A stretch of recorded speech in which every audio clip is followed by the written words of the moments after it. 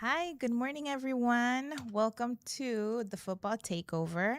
I am your host, Maria Duran, owner of Duran Concepts, and the host, the host of the show, where we explore the intersection of business, community, culture, and sport. Our favorite sport, football. We are recording live from the Innovation Studio here in downtown Houston, and the show is produced by Creatopia Inc. So remember that you can leave comments, that you can send us your comments, your questions here on the chat, and yeah, we are we are live. So um, today we are we're exploring the genesis of the Football Takeover digital show, um, because I think it's so important that we really learn about all the great things that are happening here in Houston. There's a lot of really great creatives, and we happen to be in the home of one of a group, and also because right now there's just so much going on in the digital space, and sports is really I don't know, it's taking center stage, right? I mean, we had a fabulous summer, and then I think from all of that, and even before that, there's just been a lot of great conversations and great things that are happening in this space. And so this is the perfect time to take a look at it, learn a little bit more, and see where everything is going. So today, I am joined by the co founder of Creatopia. They're not just a media production studio, they're centered on exploring the relationship between safety, whether it's physical, emotional, or mental, and creativity.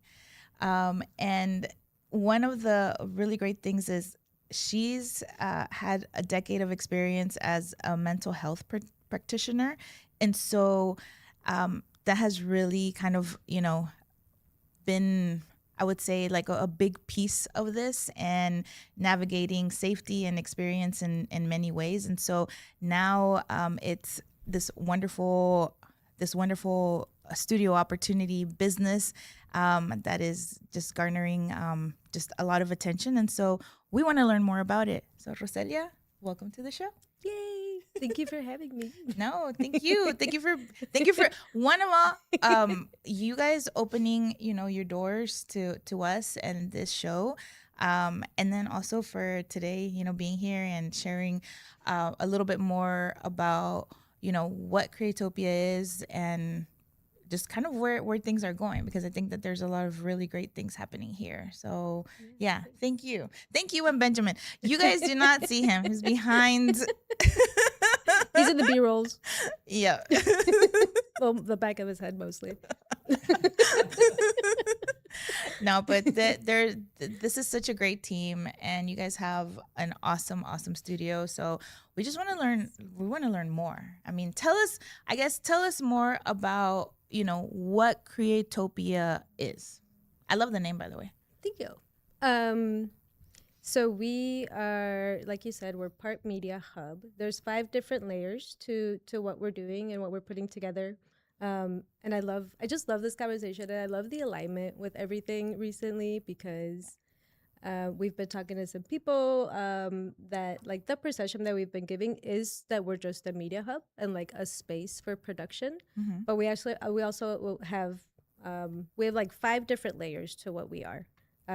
2 are actual co-creative technology products that we'll be developing. One is a mobile production pod, and another thing is a sensor with an app that will allow you to see how learning takes place through movement.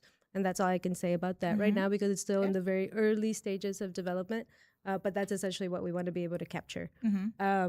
Essentially, we want to capture what happens when we co-create in the same space. And so all of the events, because you see the show, we have the show, but it's also, we can have a live audience in the space. We've done open houses, we've done content parties, we've done different types of brand activation events for a lot of different people. And we've only been here like 3 months at this point. Yeah. But But a lot of it, a lot of why we're doing the shows and the events is to be able to capture what happens when we come together and co-create and build something together. Like we're really interested in seeing how that affects your brain, because and if you look at our logo, there's a little brain in our logo. Yeah.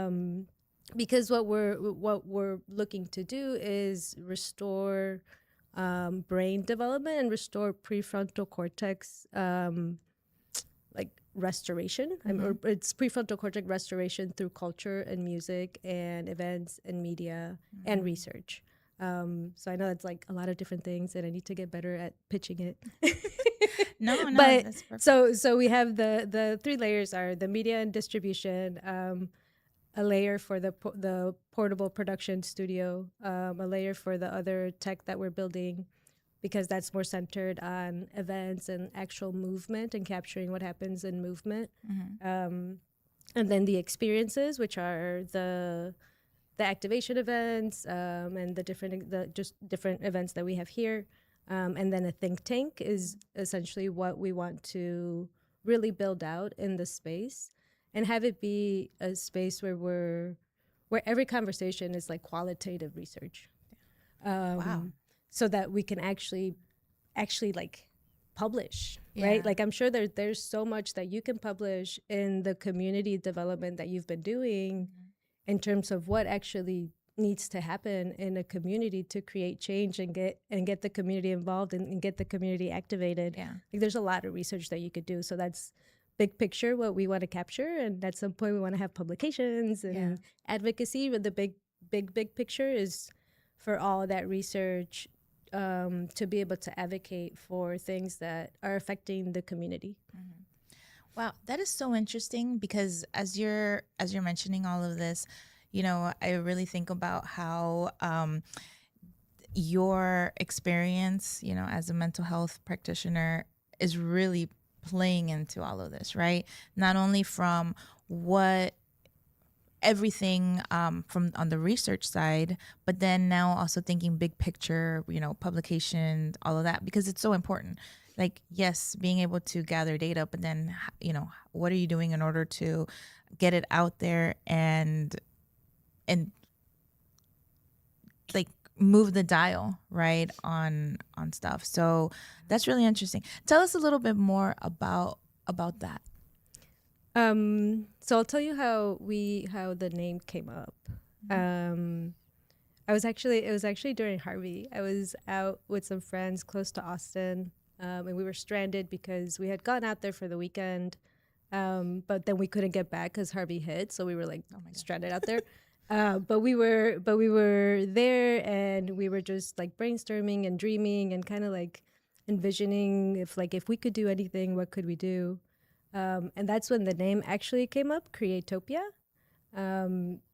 because in my mental health journey, I've seen how important it is for us to feel safe, to be in safe spaces, so that you can create.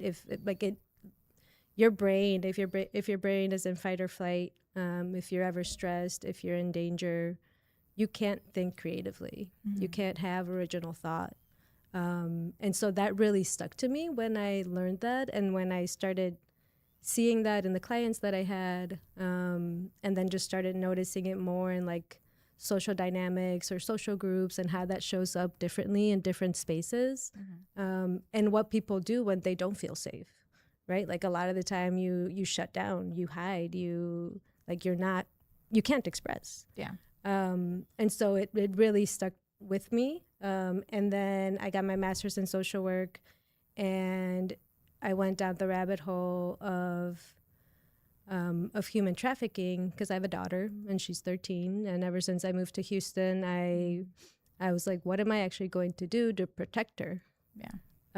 So I went down the rabbit hole of human trafficking because I needed to know everything about it. And I started seeing how technology really impacts human trafficking. Not only that, like perpetrators can find victims online, but what like what are the technology that we have now, what mainstream technology has done to our brains.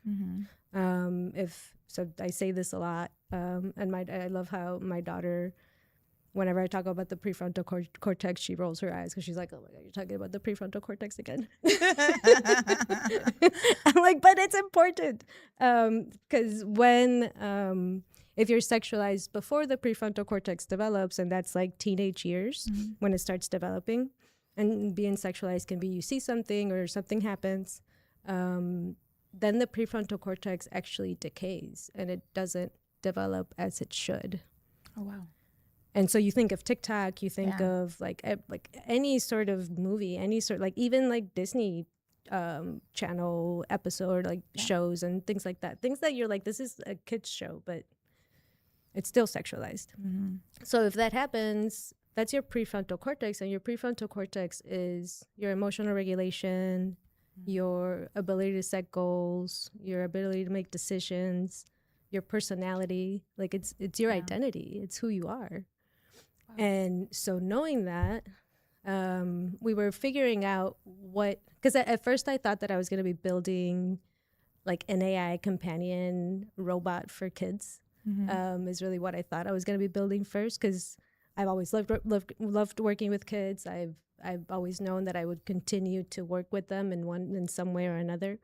So I thought that's what I was going to be building first, but it turned more into how can we build the infrastructure through media, through spaces, through safe spaces, so that we can actually restore the prefrontal cortex, and we can actually have kids create or have everybody create instead of just consume.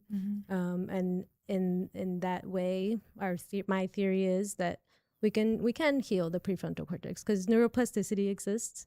And I believe that I really do believe in the magic of people being in the same space and creating together, and what that can do for our brain, like what that can do for our actual synapses and everything.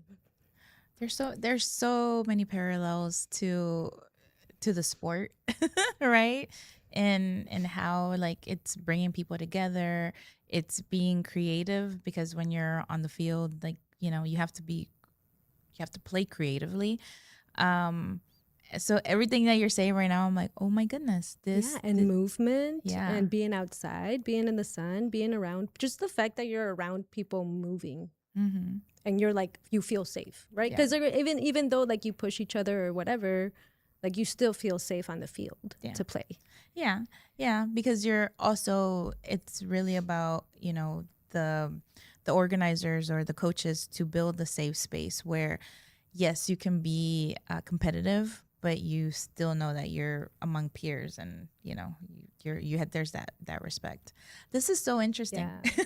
Right now, I mean, this is so interesting because I'm just thinking about how during the pandemic, right? What was the first thing that happened? We were all isolated. And what was the second thing? We all basically either went to our phones, went to a digital device, and started scrolling, started, just kind of going into our own rabbit holes, digital rabbit holes. And so now we're in this new space, right, where events and gatherings are becoming are becoming very important, because people are understanding, like, I can't be alone. Like, I shouldn't be alone. I should go out and engage and be in an environment that brings me joy and all of that. So it's really interesting. But I love that that you're seeing that, but you're also wanting to put that into this digital space, sort of. Capture it, and show people and showcase where we're at, because there's so many people doing so many amazing things already. Like what you're doing is amazing. What you've been able to do with East Aldine and the community, and like that's amazing, and how important that is. And I mean, that last episode that you had where they said multiple times that these things keep kids off the streets. And if like as you hear about the teen takeovers, and there's just like it happened here, and that, I mean, they had to like, I think they shut down Discovery Green after a certain point, Yeah. because teens were like taking it over because there's no direction for them, like they're lost essentially.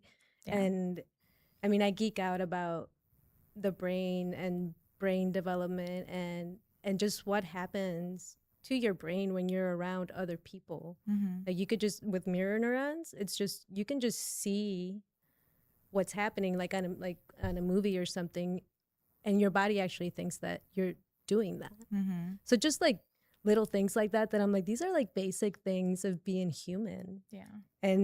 And how sad that like with our most innovative technology, it's isolating us more than bringing us together. I mean, you hear about all the different like cases with Meta and all the different things that are, I mean, I think New Mexico like recently won a suit against Meta, and they're like having to pay billions of dollars because they're damaging kids' brains. Like they're causing anxiety, depression, suicides. There's been so much that happens that we're just like, where's the oversight? Like, where's the oversight from the beginning for these things before it gets out of hand? Yeah. Has always been my thing, you know? And I think that's very like mom of me.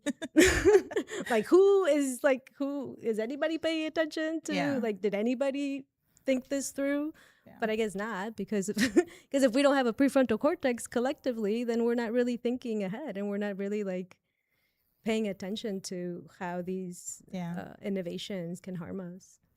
Well, I'm very, first of all, I'm very thankful to you guys, right? For opening this space. And I wanted to go a little bit into how Creatopia and the Innovation Studio are, like fostering an environment for creatives to come in and be able to have shows so that we can share, right, all of this community news.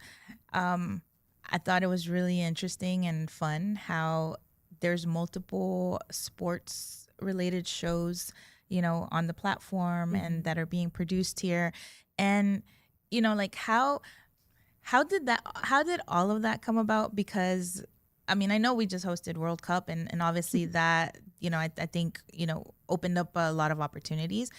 But again, it's just seeing that correlation, those parallels between, what you guys are trying to do, and then what the sport or sports in general, bring to community. It's really interesting, because I hadn't thought about that. And right now, as we're talking, I was like, wow, this is interesting. And, and I don't know, did you know this? Did you realize this? Or is it something that's just kind of happened? So we started the soccer specific shows because of the World Cup. And that was kind of what got us into the Innovation Studio in the first place, because we're located in downtown Houston. There was available space here in this building. And we were like, what if we try having shows around soccer during the World Cup to see how many people we can bring in, to see what type of traction we can gather. And that's kind of how that's how it got started. And then the people that we've been working with, they're just people that I saw that they already are doing impactful work in the community, and you should have your own show. because it does so much for people to be able to find you somewhere weekly. And so with you, like, I met you, when did I first meet you? I think it was here in the 17th floor at the soccer summit, at one of the Team Houston soccer summits. And then I saw you at the Houston Soccer Day. And I just like started learning about what you've been doing, and like, just, I mean, that's really when I really got to know who you were. But even just with like the little bit that I knew you, I was like, she's doing amazing stuff. And I know what it's like, because I've done so much community work, and it's a lot, right? Like, it's a little you exhausting. Almost threw out your back this week because of I know. Like, guys, there's a story behind that, and ask me later. Very uneventful story, but very real. Shows the age. but that's community work, Yeah. community work isn't pretty. Yeah. And in social work we call that macro. So it's micro, micro and macro. There's another one. There's another one. Sorry. Clinical. It was clinical, micro, and macro. And micro is just one-on-one. Macro is more community level. Yeah. But that macro, it's that in between space of communities, right? Because there's the government level, and then there's the very individual level. But you have the groups that come together, and that's your community. Like it's your churches, it's your sports teams, it's your the groups that come together organically. And there's a lot that is the community. Yeah. That's where community gathers, and that's where community comes together. But the people that really hold that together, it's a lot of work. Yeah. So I really wanted to, for the people that I asked to start the shows, it's because I saw you, and I'm like, I think we could really help each other out, because you already have a following, and bring your people in here and we can amplify you, because your message is amazing.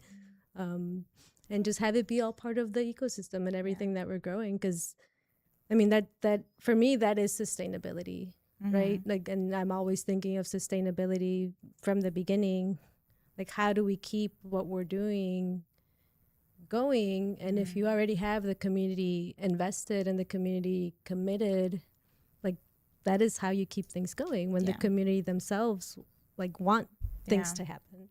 Well, and we need more of that, right? We need more community, more partnerships. We need more collaborations, because at the end of the day, that it fuels into that. It fuels into the sustainability part.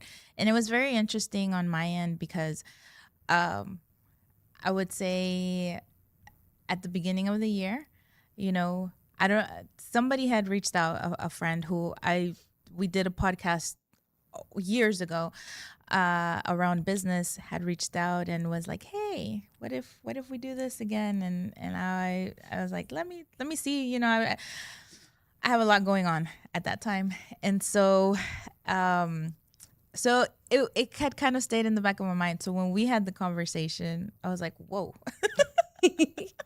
It's like you knew. I'm a little bit of a mind reader. but you know what? It was the perfect timing, right? Because not only was there so much going on here in the city, but also just the fact that there were all of these wonderful stories, the timing lined up, the availability lined up. Also, different collaborators that have helped with the show, and the guests, they were available. I mean, it's been different things that everything has just been lining up, and I thought, okay, so this was definitely meant to be, and now, we're kind of seeing where things are going, but I think it's really important, like you said, when there's already that infrastructure on the event side, it's great to also be able to bring it to the digital space, and to have those two pieces together, because that, as somebody that's all about grassroots, I will say I'm 100%, and social media has never been I'm not a social media person. It's really bad. It's only when I remember. Yeah. But it's important. This day and age, that is a huge piece of the pie. Right. Yeah. I mean, you look at all of the things in marketing, just where content is going, where video production is going. Everybody's going to need a video producer, or you're going to have to become a creator. And at the same time, like you were saying earlier, there's a lot of people are wanting that in-person, no cell phones, no media around interaction. Also, a lot of people are craving that, because I mean, if you have, you were talking about COVID, right? And how during COVID, that was when I was getting my master's. So I was on my computer, probably 18 hours a day. I don't know. It was crazy. Wow. I was on my computer a lot. So can you imagine what that feels like collectively for all of us? To be just oversaturated with with screens and what that does to our brain, and how Yeah. our brains are just like, can you just take me back to the 90s Yes. where Next can I Friday. just like go ride my bike? Oh Yeah. yeah, No, now I see but where you're going with that. no. No, but yeah, no, you're right. You're right. It feels so different whenever you're not attached to your phone, even if it is for an hour. Yeah. It's nice. Yeah, I don't have a TV at home. I purposefully do not have a screen at home. Wow. And I try to turn off my phones as much as I can, like keep them away from me. But Yeah. for that reason, because it's like you can like feel Mm-hmm. the whatever is coming out of your computer or your screen, and I don't want to. Yeah. No. And then and then also I love camping. I love the times when I can go and just completely turn off my phone and completely disconnect from anything, and what that really does to your brain. Mm-hmm. Again going back to brain health, right? Yeah. How we need that, and how like we're seeing, and there's a lot of research coming out with like kids that are on screens from like that when they're born essentially, and how that's negatively impacting their brain, their ability to speak, just their it's how you're, it's like our brain is that's the first thing that develops when somebody's pregnant, right? Like the brain is the first, like that's like the core of what everything. Yeah. of what does everything. So what are we really doing to keep it healthy? And because and it was interesting in my mental, like as a mental health practitioner, to really think of what mental health means, because you think of mental health and you usually like it involves diagnoses, and it involves therapy, medication, right? If you think of like mental health, Yeah. or like, I mean, there's alternative mental health as well, but just describing it and how mental health ties into like your actual neurological processes that are happening in your brain. You know, that really shifted to like, how do we actually think of mental health, and how your whole body is connected to it, how your moving is connected to it, how your emotions are connected to it, how like what you eat and like everything that you intake like is directly impacting your brain. Yeah. Wow. I like to think about that a lot. See, now you have me thinking about, again, I'm always on the sports side, right? Like how does all of that also affect kids? Because one of the things that we've been hearing, especially with these camps that we're doing from parents, is they're just happy that they're able to get the kids outside, you know? So they no longer are tied to their phone, to the TV. And it was interesting because some of them were like, oh, well, you know, we finally have something to do as a family and come out here and do this camp. And the coach and I, we were thinking, so what did they do before? You know, like, what do you do before? So I guess you only stay home and you just watch, you're on some device.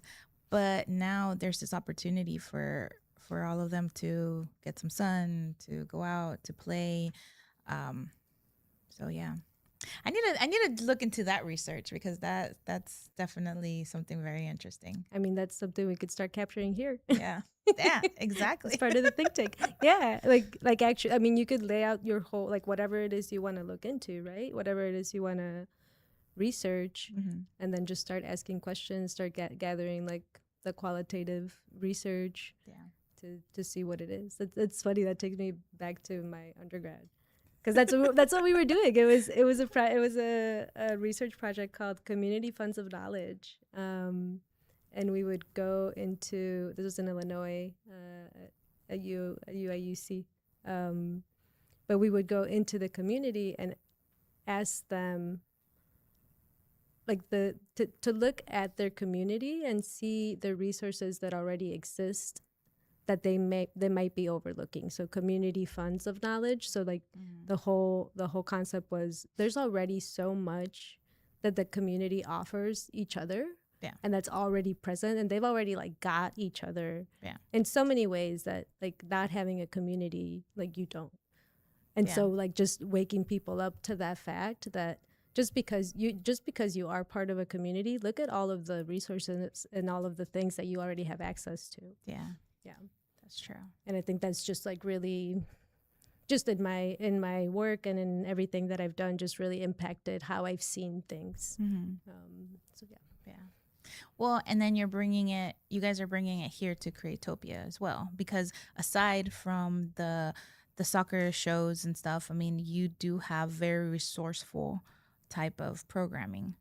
Because I've seen, some of the episodes with, for example, I saw the episode with Cesar from Fiel, and a couple other ones where it's really about or Tech Fest, right? I know that they've been here and provided like information about what they're doing through the festival. So it's really cool to know that there is a place, a hub, a community being built here where it really is about not only creativity but then also education and information.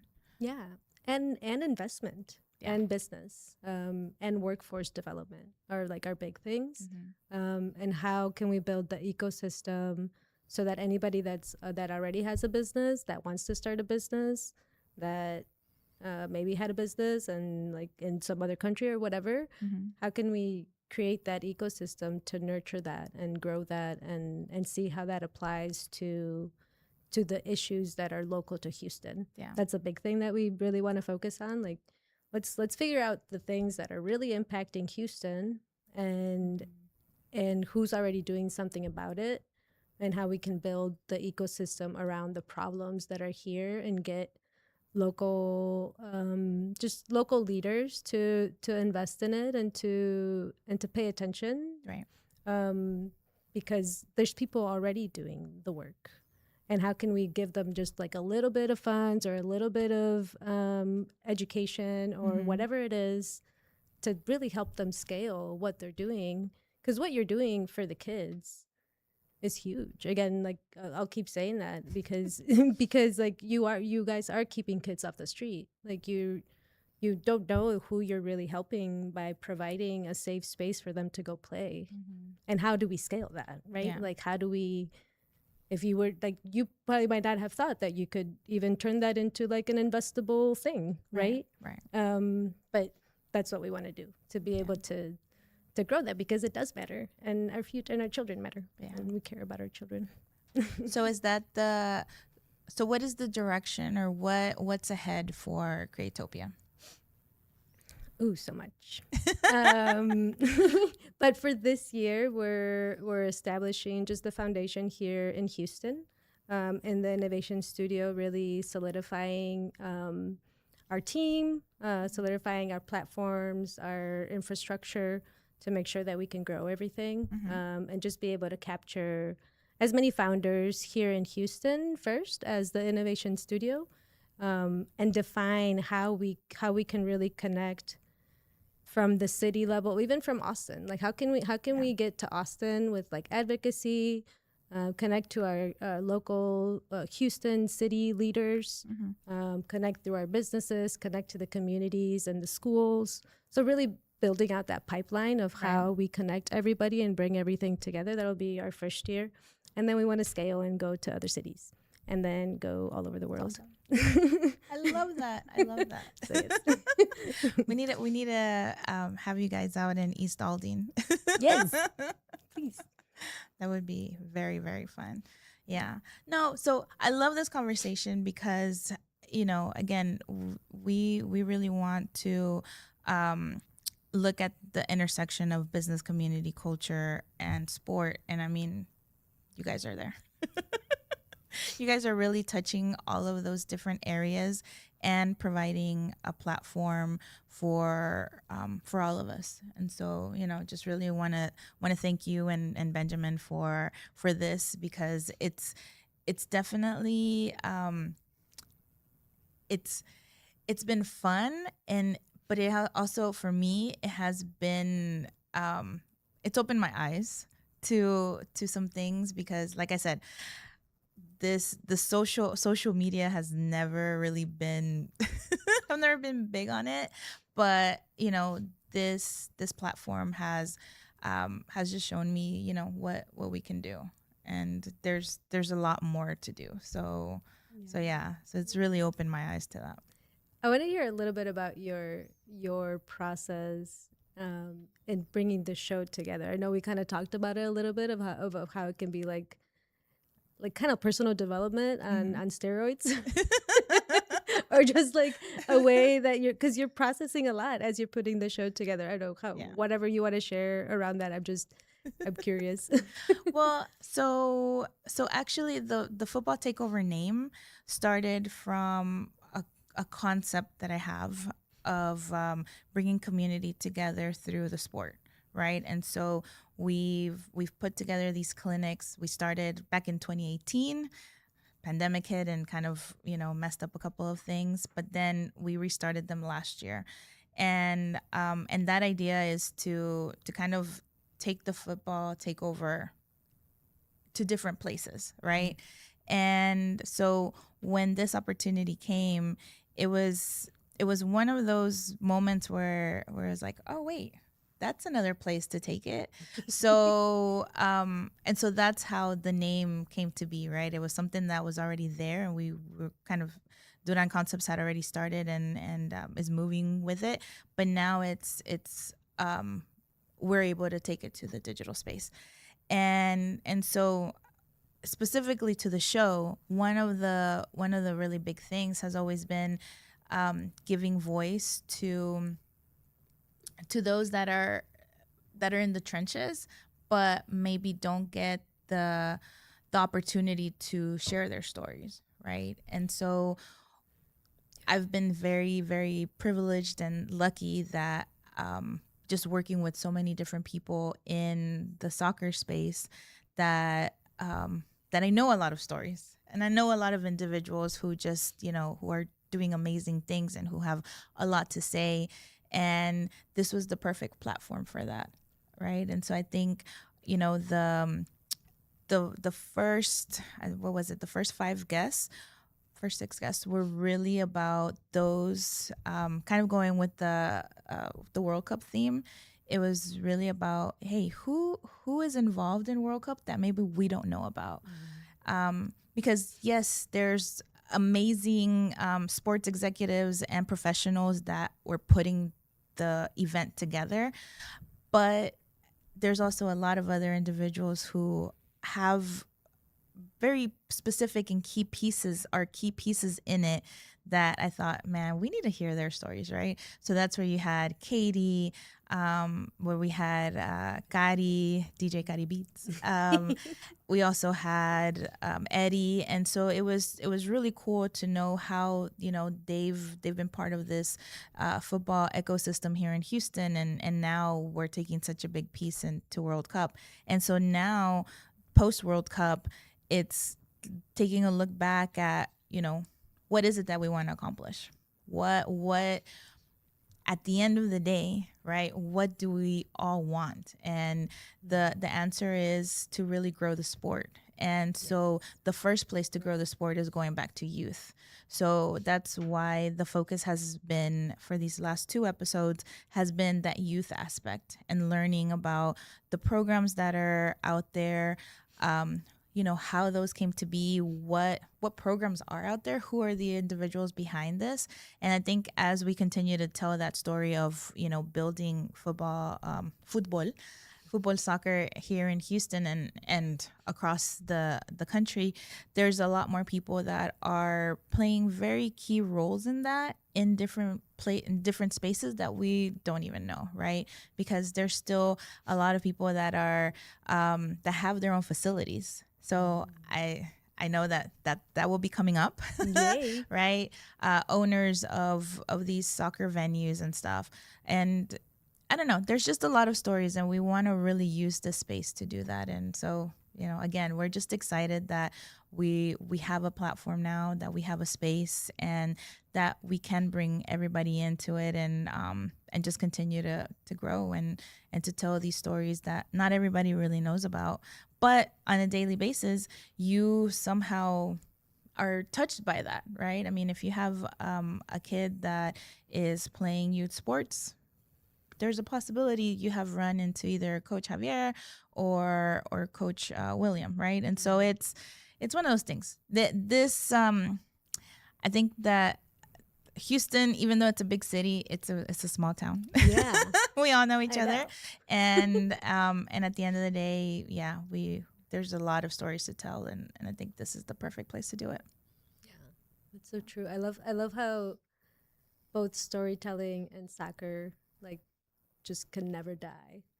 No, I remember playing soccer when I was in 5th grade, like on the playground, and then my daughter played soccer on the playground when she was in 5th grade, and it just like it keeps going, and it continues. Yeah. Yeah. Yeah. No, But I think the World Cup really showed us just from conversations and I mean so much that happened throughout that month and a half.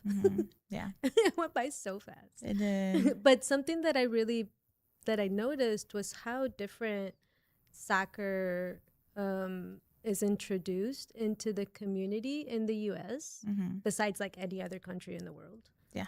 Like anywhere, like in any other place in the world you go and people are just playing soccer wherever. Yeah, Like it you don't really doesn't need matter. a field, you play on the street, Yeah. but you're playing. Yeah, And here it's very expensive. It's very structured. It's like Mean Girls all over again in a way. That was one of the reasons my daughter like didn't really like it. But she still wanted to play, so we still play and we still do pickup games with friends every once in a while. But I love how it continues to and how it continues to persist. yeah, Yeah. it does. It does because it is the easiest sport to play. You just need some sort of round object. I won't even say that you need a soccer ball. Right. You just need some sort of round object that will roll. And then two other objects to, I guess, four, to create goals. Right. That's it. Right. That's it. You know, and I say that coming from El Salvador, over there, what would we do? All the kids, we would gather, go out into the street, find the four biggest rocks, place them. Those were our soccer goals. And then, yes, if somebody had a legit soccer ball, we'd use that.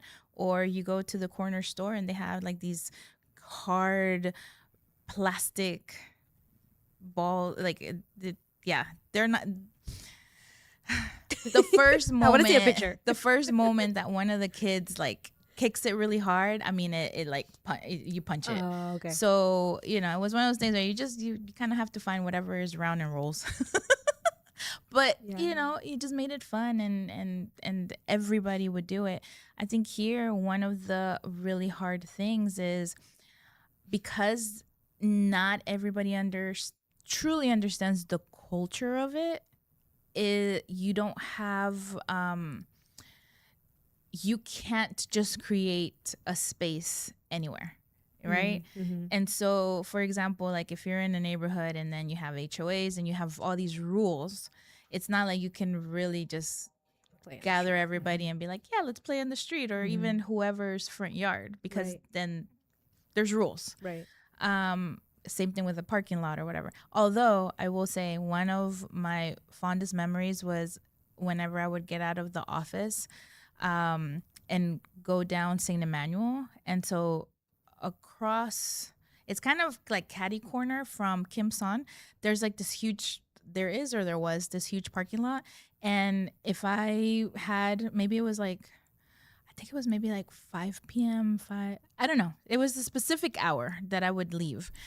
And if I passed by there, I would usually find a good group of guys just playing, and they seem to be like either the cooks or some sort of staff from one of the restaurants. And I thought, oh my gosh, that is amazing, because they played on the parking lot.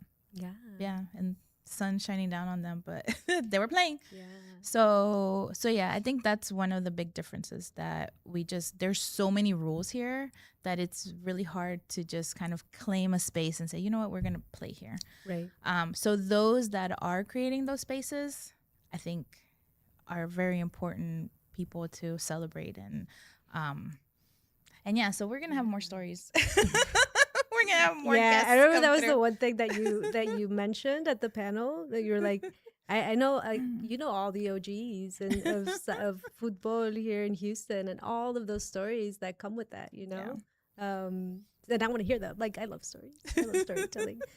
Something also that we speak to a lot is play, and what that does to your brain, Yeah. and how much quicker you learn when you play, and how play, like, you look at babies, you look at animals, you look at like any species, they're always playing. It looks like they're fighting sometimes, but they're playing. Yeah. And that's how you learn social, like that's how you learn how to be social. Yeah. Through play. Yeah. There's been so much research done around that, but also how play directly impacts creativity. So it's Yeah, it does. so you can play, and you can play in different ways, right? Like, but sports is such an easy go-to, to just be able to get some friends together. We do volleyball. We have a volleyball fam on Sundays. Nice. And we go and just play, and just again, having that safe space to just not have to think about work, not have to think about anything, but just be in the moment and be in the sun and enjoy and like move your body. Yeah. And laugh. Laughter is so good for you. Yeah. Like I do think we, with like everything that's happening, and just with things that, with like our political climate and immigration and all of these things that are very heavy and very real, like there's things that I'm like, I can't, like there's stuff that I can't see anymore because it is so heavy. Right. How much more we need that, you know, like how much more we need that relief of just being around people that love you, and playing and laughing and hugging and singing, you know, whatever it is that brings you together. Yeah. It's so cheering. yeah. It's so important. Yeah, no, it is. It really is. And we're lucky to be in Houston, where there's definitely an opportunity for that, you know. So we just need to continue fostering it, and also making sure that we are providing those same spaces, not only in what is it, IRL, in real life, but then also in the digital space, so that we can navigate through both. Yeah, and that's just, I mean, especially if you're trying to scale a business, you know, we really do recommend that you get your digital audience activated, and just continue to engage your audience. Yeah. Yeah. No, And it true. can be fun. We make it fun. You know? Make it very fun. Yeah, we need to have more. So in future episodes, we definitely want to have more people come through and be part of the audience. So. Yeah. Where's our studio audience? They would definitely need to do that. That's for sure. Now, well, this has been a great conversation, and thank you. Thank you. Thank you, Benjamin.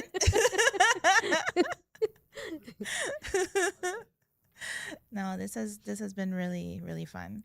Well, before we wrap up, I do want to do a really quick shout out. So I am wearing, there's always a reason why I'm wearing what I'm wearing. So today I am wearing, and please do not look at that spot. I don't know. It's not there, right? What spot? No, so today I am wearing one of my OG Dynamo t-shirts. So this was, actually, I think this one, because it says Forever Orange, most likely was 2007. But yes, this Saturday, the 15th, Dynamo will be playing. I don't know who they're playing. I'm sorry, guys. But this is the best shout out ever. This is the best shout out ever. Guys, it has been, oh my gosh. Yesterday, it was just such a long day. You have no idea. But Dynamo is playing home, and they are celebrating the 20th anniversary of the 2006 MLS championship. So, you know, we really want to make sure that everybody is aware of it. Come out. Go cheer for the team. You know, this is our team. And you know what? Yes, guys, I am wearing my championship ring. What, you have a ring? I have a ring. I have two. No, but seriously, I'm wearing it because what? So LA, no. cannot believe that. You guys have no idea how I feel about the LA Galaxy because, twice they beat us at the MLS championship. I think it was 2012 and 2013. Uh-oh. Oh, that hurts. I can't believe it. Yeah. In the middle of the show. I needed to have this moment before the show, guys. We're just keeping it real. We're keeping it real. Very real. Oh, yeah. No. LA got ooh. But yeah, so 2006 championship anniversary at the Dynamo this Saturday. For those of you, if you have tickets, if you're still able to get tickets, because I know that the game is really close to sellout, then please come out. Even if you do or you don't have tickets, we will be at pitch 25. I think the game is at 7:30, so around 6:30, just kind of celebrating. Yeah. We just all want to go in our. I will be attending in my OG 2006 jersey, so look for me. And yeah, let's celebrate. This team has been a very important fixture for the city, and not only that, but they've done so much for a community over the years. And I had the privilege of being part of the team for 10 years, and so this is I always say I bleed orange, even though I don't know who they're playing this Saturday, but no, just come out and celebrate. And yeah, let's just keep on celebrating football soccer here in the city. And then also, this is on a very different note, and I forgot to actually open with this, but I know that our Colombian friends are going through a lot with the earthquake that happened 2 days ago. And so right now, if you want to help, the most important thing is to go to the Red Cross, but also reach out to the Colombian consulate or follow them, because they are providing updates and details on where they are gathering, not only where they're gathering information and distributing it, but also where they will be doing any sort of outreach or any details that come down from the government. So I know that right now they're still kind of gathering all that information. So you can follow the Houston Colombian Consulate on Facebook as well as Instagram. And then another source of information is also Toros HTX. The Giraldo family, they are from Pereira, and so I know that they are following this very closely, and I just really want to give a shout out to Juan and Jonathan and the rest of the family, because they have offered Toros HTX. It's it's an outdoor soccer facility here in the Arts District, but they have offered their facility for meetings or anything that the community needs in this time of need. They are there. So please follow them on Instagram. They are Toros HTX, TOROS HTX, because I know that they will be sharing information as well. But yeah, this has been quite the week. We just really want to give all the positive energy and prayers to our Colombian friends, and I think that the soccer community, if there's one thing, is that we can all really come together and support each other. Same thing when the earthquake in Venezuela, and so let's just continue to be that, to be community, and to support each other, even if it's not here in Houston, because you never know when it will be. I mean, look at how we all came together during Harvey and through other floods, and so let's really be there for each other. So that's the one thing, if there's anything to like about disasters or problems or issues or whatever, is really seeing how people come together around it, and how people support each other. That's great. No, so thanks for giving that shout out. Thank you. Well, guys, thank you so much, and we will be here Wednesdays at 10 a.m. So make sure that you tune in. And we'll be sharing information as we find out about it as well for all of the Colombian disaster relief. But thank you. And thank you to Creatopia and the Innovation Studio for this amazing home that we have. And shout out to 801 Travis. Yes, 801 Travis. Know that address because you guys will be coming here for the live audience. Join us. Yes. Wonderful. Well, thank you guys. See y'all next week. Bye. Bye.